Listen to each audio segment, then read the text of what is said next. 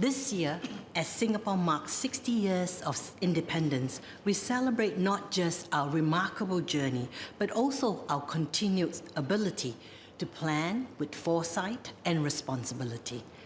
Budget 2025 is the testament to this vision, a budget that is both generous in addressing immediate needs and disciplined in preparing for a brighter future. The Prime Minister and Finance Minister has unveiled a landmark budget to tackle cost of living pressures, support the development of workers and businesses, and commemorate SG60. At the same time, it invests in Singapore's long-term needs, including climate resilience and energy security. Despite these comprehensive measures, the Finance Minister reported a surplus of $6.4 billion for financial year 2024 and a projected $6.8 billion surplus for financial year 2025. This unexpected surplus is primarily attributed to strong corporate income tax revenue. With 2020 hindsight, there have been questions about whether we could have delayed the GST increase or been even more generous with the handouts. These reflections must be viewed in context. With geopolitical tensions and trade frictions intensifying, Singapore, one of the most trade-dependent economies, faces heightened risk from geo-economic fragmentation. In this volatile landscape, it is absolutely prudent to maintain some fiscal dry powder to respond swiftly to unexpected economic shocks that may come our way. Moreover, this fiscal strength will give us the agility to seize opportunities as they arise in this rapidly changing world order. At the same time, we must recognize that Budget 2025 already provides substantial support across key areas. From financial year 2019 to financial year 2024, overall expenditure surged by over 50%. In financial year 2025, this year, healthcare spending alone will grow by over 16%, to about 21 billion, while defense spending will rise by over 12%. Other critical areas, including sustainability, trade in industry, and social development, will see spending growth of around 20% and more. So by any measure, this year's budget is not just generous, but a demonstration of fiscal resilience reflecting a financial strength that few economies can rival.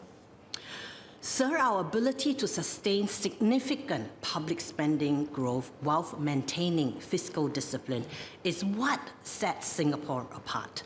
This has been made possible through years of strategic and disciplined adjustment to our tax system, ensuring a resilient and diversified revenue base.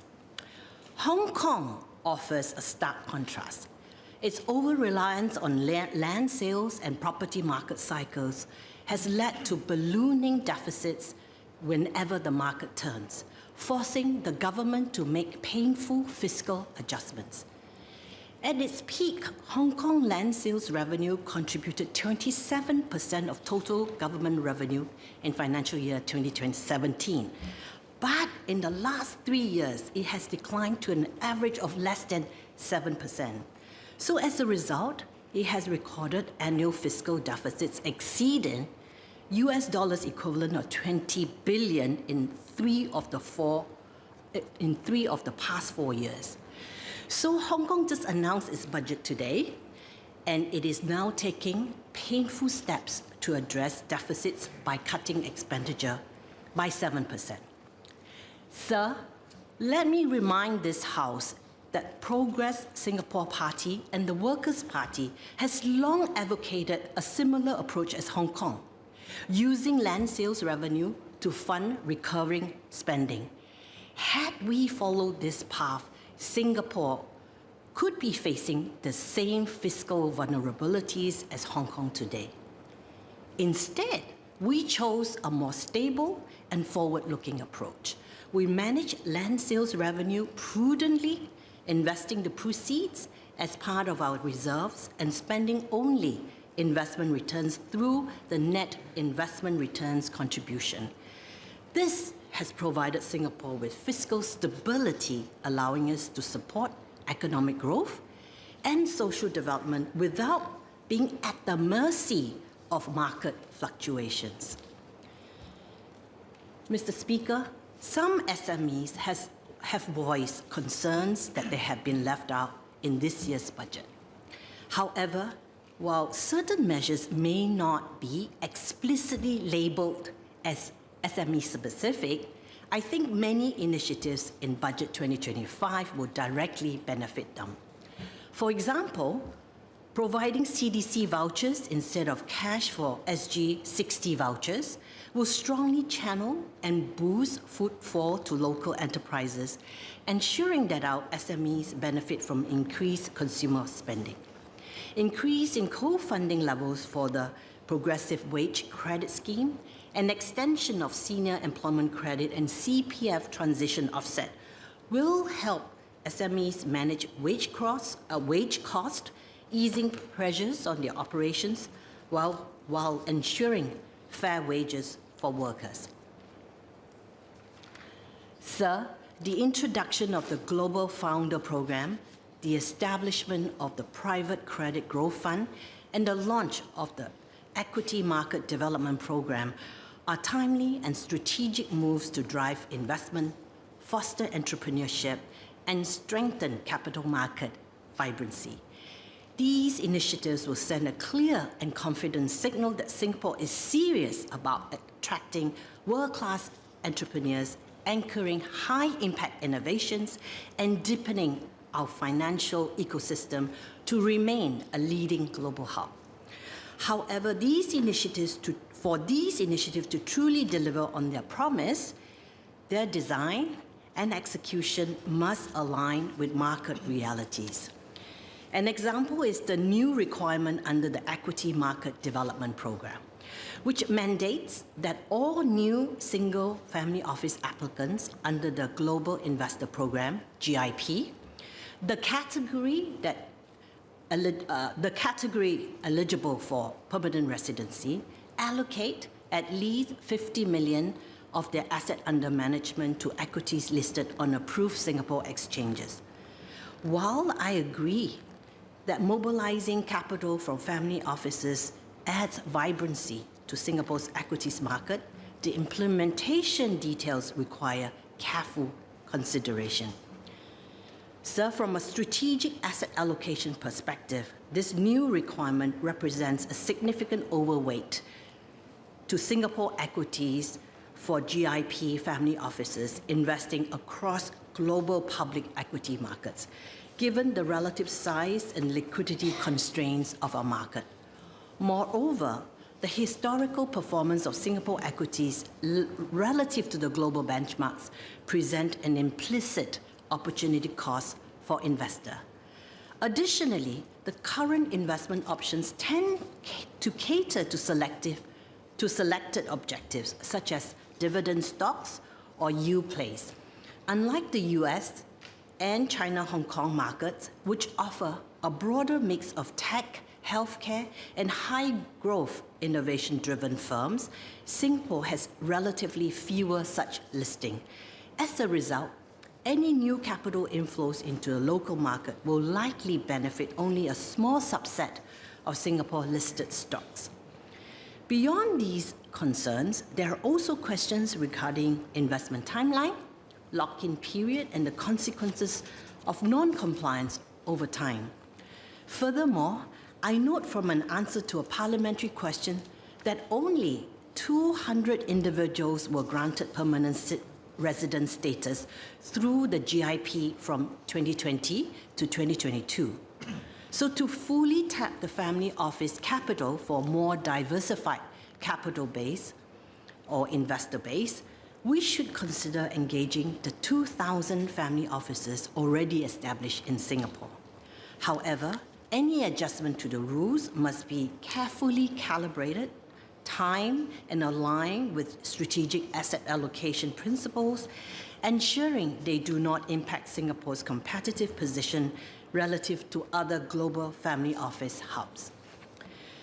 Mr. Speaker, Budget 2025 provides generous support for AI adoption, reinforcing Singapore's commitment to harnessing technology for economic growth. However, as AI adoption intensifies in the workplace, it is critical that we also address its impact on the workforce, particularly on less experienced workers who are most vulnerable to automation. As AI models continue to rapidly advance, they will not only boost productivity, but also commoditize skills and automate tasks. It is often junior, inexperienced staff or those involved in routine tasks who face the greatest risk of displacement. This raises urgent questions. How do we prepare new workforce entrants for a future where traditional entry-level roles shrink or disappear? How will they gain the necessary experience to progress in their careers if they struggle to secure their first job? Indeed, based on the latest Joint Autonomous University Graduate Employment Survey, the latest one, we are already seeing fresh graduates' employment outcomes softening. AI adoption must go hand in hand with comprehensive strategies to manage job displacement, retraining, career redefinition, and industry transformation, ensuring that workers are equipped to adapt and thrive in an AI-driven economy. For institutes of higher learning, exposure to industry AI tools must be integrated into all curricula. Mr. Speaker, my next point is on Singapore's commitment to climate change, even as the global momentum on climate has slowed. Climate change is real, accelerating, and unforgiving. Nature waits for no one. Budget 2025 reflects Singapore's firm commitment to sustainability with a $5 billion top-up to the Coastal and Flood Protection Fund and other initiatives such as extension of climate vouchers to private properties. Staying the course is not just about mitigating risk. It is about seizing opportunities. The green economy represents one of the biggest growth frontiers in the coming decades. Renewable energy, green finance, sustainable infrastructure, carbon services are all high-value industry where Singapore can play a leadership role. By investing early and also decisively, we strengthen our position as a global hub for green innovation, attracting investment, creating jobs, and securing long-term economic competitiveness. Sir, as we celebrate SG60, we must recognize that our greatest asset is not just our economic success, but the trust and confidence that the world has in Singapore. Over 6 decades, we have built a Singapore brand defined by trust, stability, unity, and good governance. These values are what makes Singapore stand out globally, and they will even be more critical in the years ahead. It has even transformed what it means to be Singaporean. On my overseas travels, I've had bizarre experience of encountering fake Singaporeans, including professionals, business owners, even tourists who claim to be Singaporeans even when they are of some other nationality. They do this so as to appear more trustworthy, more capable, or more professional. So the Singapore brand has become so exceptional that it's well worth faking, much like a Rolex watch or a Louis Vuitton handbag. Like these global brands, you know you have made it when imitation becomes the greatest form of flattery. So in an increasingly uncertain and fragmented world, this Singapore premium, this Singapore brand will be more valuable than ever as businesses and investors seek stability amid volatility. Our reputation for transparency, consistency, and long-term planning will be our trump card. It is what justifies our premium cost position. Let us never take this hard-earned advantage for granted, but instead build upon it to secure our place in an ever-changing world. Sir, I support the budget.